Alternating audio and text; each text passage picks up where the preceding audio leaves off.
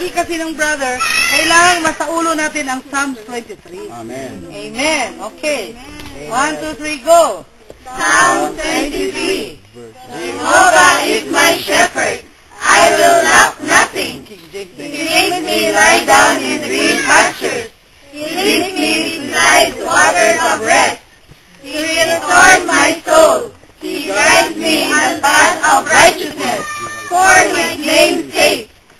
Even though I walk through the valley of the shadow of death, I will not fear evil, for you are with me.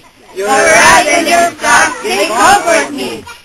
You prepare a table before me in the presence of my adversaries. Amen. Your kindness and joy, my heart runs over. Surely goodness and loving kindness will follow me all the days of my life, and I will dwell in the house of Jehovah for the rest of my days. Amen. Iba tayo ng version. Amen. Sabi ng brother, mga kapatid, ito daw Psalm 23, dapat masaulo natin.